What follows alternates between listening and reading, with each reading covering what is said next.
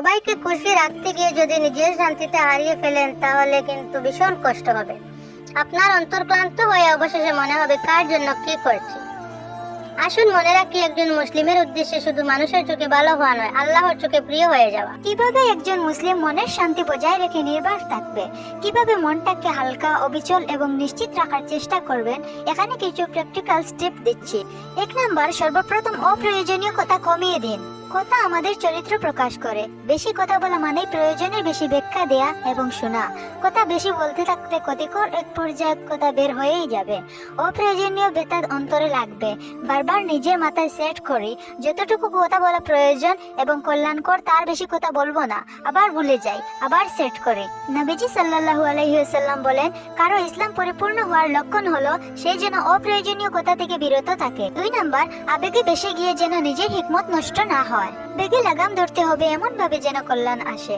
যে তার নিজের আবেগে লাগাম ধরতে পারে না, সে আবেগের বশবর্তী হয়ে নিজের মনের শান্তি, আশেপাশের সম্পর্ক, প্রতিবেশ এবং মনের দৃঢ়তা নষ্ট করে। মুসা আলাইহিস সালাম যখন ফিরআউনের সামনে দাঁড়িয়েছিলেন, তিনি প্রচন্ড ভয় পেয়েছিলেন, কিন্তু তিনি তার আবেগ ওভারকাম করার জন্য দোয়া করেন, হে আমার রব, আমার বুক প্রশস্ত করে দাও এবং আমার কথা সহজ করে দাও। 3 নাম্বার, মানুষের প্রতি প্রত্যাশা কমিয়ে দিন। ইউসুফ আলাইহিস সালামকে তার ভাইয়েরা গর্তে ফেলে দেয়। যাদের কাছ থেকে ভালোবাসা আশা করেছিলেন তারাই কষ্ট দিয়েছে, তবুও ধৈর্য ধরেছিলেন। তবুও তিনি ক্ষমা করার সময় আসলে তাদেরকে ক্ষমা করে দিয়েছেন, কারণ তার ভরসা ছিল মানুষের উপর নয়, আল্লাহর উপর। আমরা এত এক্সপেক্ট করার কি আছে? আমি মাঝে মাঝে বুঝি না। হ্যাঁ, অবশ্যই পারস্পরিক রেসপেক্ট থাকবে, এটা আমার ব্যক্তিত্বের অংশ, এবং বাউন্ডারি সেট করা আমি নিজের জগতে তৈরি করি, কিন্তু অন্য কেউ আমার জীবনে খুশিগুলো এনে দিবে এটা এক্সপেক্ট করি না। এই দায়িত্ব আমার নিজের। 4 নাম্বার, নিজের সাফল্যকেই কথা বলার সুযোগ দিন। একজন সত্যিকারের মুমিন নিজের কাজের মাধ্যমে নিজেকে প্রমাণ করে, মুখ দিয়ে নয়। হোয়াটসঅ্যাপের বিভিন্ন গ্রুপে জুড়ে দেখা যায় সেখানে শুধু বড় বড় কথাই দেখা যাচ্ছে। কাজের ব্যাপারে প্রশ্ন করলে সবার মুখ কালো। আপনার কাজ এবং সাফল্য হাজার হাজার কথা বলে, যতটা না মুখ ফুটে বলার দরকার পড়ে।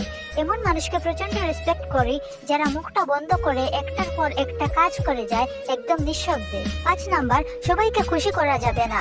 আপনি যতই ভালো হন, মানুষ তাদের দৃষ্টিভঙ্গি দিয়ে বিচার করবে। যতই ব্যাখ্যা দেন, যে যেটা শুনতে চায় আপনার ব্যাখ্যা থেকে সেটাই বের করে নেবে। হ্যাঁ, ব্যতিক্রম অবশ্যই আছে। নবীজি সাল্লাল্লাহু আলাইহি ওয়াসাল্লাম ছিলেন সবচেয়ে উত্তম চরিত্রের অধিকারী, তবুও তাকে মিথ্যাবাদী, পাগল বলা হয়েছিল।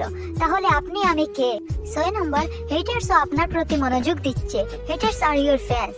তাদের কথায় বিচলিত না হয়ে নিজের উদ্দেশ্য শক্ত করুন। তারা গালি দেওয়ার পরেও নবীজি সাল্লাল্লাহু আলাইহি ওয়াসাল্লাম তাদের জন্য দোয়া করতেন, হে আল্লাহ, আমার কওমকে হিদায়াত দিন, কারণ তারা জানে না। 7 নম্বর, নিখুঁত হওয়ার চাপ থেকে মুক্ত থাকুন। আল্লাহ বলেন, আল্লাহ কাউকে তার সাধ্যের বাইরে দায়িত্ব দেন না। আপনি সাধ্যের মধ্যে যতটুকু আন্তরিক চেষ্টা করেছেন এটাই আপনার সফলতা। 8 নাম্বার, নিজেই সত্যটা জেনে নিন। নিজের অন্তরের নিয়ত পরিষ্কার থাকলে মানুষের ভুল ব্যাখ্যা আপনাকে খুব বেশি আঘাত করতে পারবে না।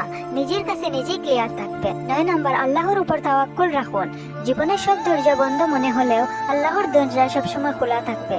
যত বড়ই ভয়ঙ্কর পাপী এবং পচে গলে যাওয়া দুর্গন্ধযুক্ত আত্মা নিজেকে মনে হোক না কেন, এই দুর্গন্ধ নিয়ে তওবা করতে করতে আল্লাহর কাছে ফেরত আসবেন।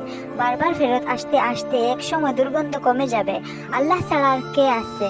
আল্লাহকে বলে অন্য কোনো এন্টারটেইনমেন্টের কাছে যাবেন তো সেটা অন্তরে একটা ক্ষতি করবে।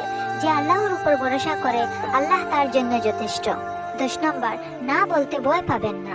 সমস্ত ডাক, সকল অনুরোধ, সব আবেগে সাড়া দেয়াই আমাদের দায়িত্ব নয়, নিজের সীমা রক্ষা করা ও ইসলামের শিক্ষা। মনে রাখবেন, আপনার দায়িত্ব পৃথিবীকে খুশি করা নয়, আপনার দায়িত্ব আল্লাহর সন্তুষ্টি অর্জন করা।